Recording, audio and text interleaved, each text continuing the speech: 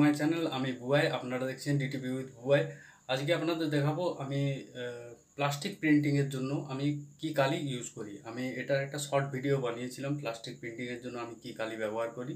তো তাও আজকে একটা ছোট্ট করে ভিডিও বানিয়ে দিচ্ছি, কারণ আমি এই মুহূর্তে প্লাস্টিক প্রিন্টিংয়ের কাজ করছি, তার জন্যই আমি এই ভিডিওটা বানাচ্ছি। আর আপনাদের আশা করি কাজেই লাগবে এই ভিডিওটি।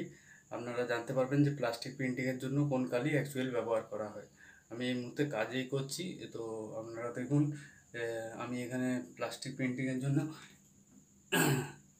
দেখুন এই পলিগ্রিপ, যেটা প্লাস্টো গ্রিপ লেখা আছে, ভালো করে দেখুন।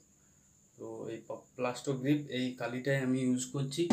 আর এটার অ্যাকচুয়াল ব্যবহার প্লাস্টিক প্রিন্টিংয়ে এই কালিটা ব্যবহার করা হয়, কারণ হচ্ছে এটা প্লাস্টিকের গ্রিপ খুব তাড়াতাড়ি নেয়। তবে এটা শুকোতে টাইম লাগে, কিন্তু একবার শুকিয়ে যাওয়ার পর প্লাস্টিকের উপরে গ্লেজও থাকে। প্লাস্টিকের যে গ্লেজটা থাকে সেটা তো থাকেই, প্লাস প্লাস্টিকের উপর প্রিন্টের জন্য এটা আরও ভালো গ্লেজ করে। আর এটা একটু শুকোতে সময় লাগে, কিন্তু শুকিয়ে যাওয়ার পর কোনো অসুবিধা হবে না। তো প্লাস্টিক প্রিন্টিংয়ে আপনারা এই কালিটা ইউজ করতে পারেন। আর প্লাস্টিক প্রিন্টিংয়ের কোয়ালিটি কেমন হয় সেটাও আমি দেখাচ্ছি।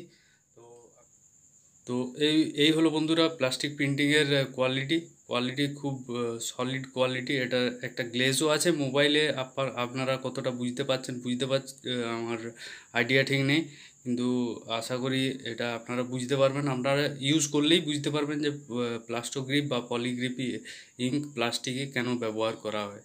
এটা হাতে লাগলেও এটা একটা এত মানে স্মুথলি হাতেই বসে যায়।